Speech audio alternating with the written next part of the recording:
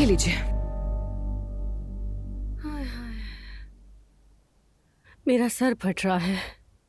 पूरी रात नींद की एक झपकी भी नहीं ले सकी। ये तो आप मुझसे पूछिए अम्मी जान। यानी जुमाना से जान छूट ही रही थी कि ये सब कुछ हो गया, सब कुछ बर्बाद हो गया। बेटी, अब कौन आया है? क्या जुमाना फिर से अपनी चाबी भूल गई है?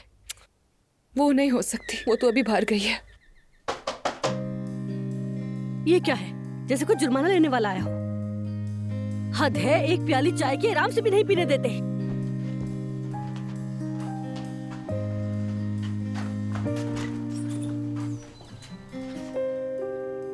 खैरियत तो है ना गुल, इतनी सुबह सुबह? किस किस्म की औरत हो तुम? कल की इतनी जिल्लत के बाद तुम्हें क्या लगता है मैं तुम्हारा मुंह देखने आई हूँ? मेरा बेटा कल से गायब है। मैं तो कहती हूँ कि पुलिस को बता दो, लेकिन पुलिस तो उसे खुद ही ढूंढ रही है। क्या तुम मेरा मजाक उड़ा रही हो? जब ये शादी हुई नहीं और जुमाना मेरी बहू बनी नहीं तो मैं अपनी दीदी हर चीज यहाँ से ले जाऊंगी।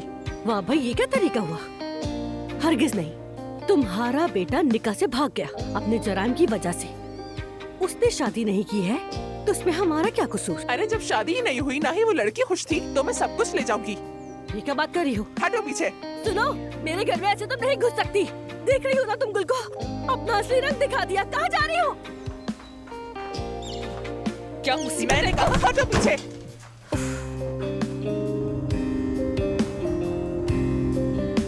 बगैर बताए मीटिंग इतनी जल्दी क्यों रख ली उन्होंने? अभी तो बहुत सा काम बाकी है।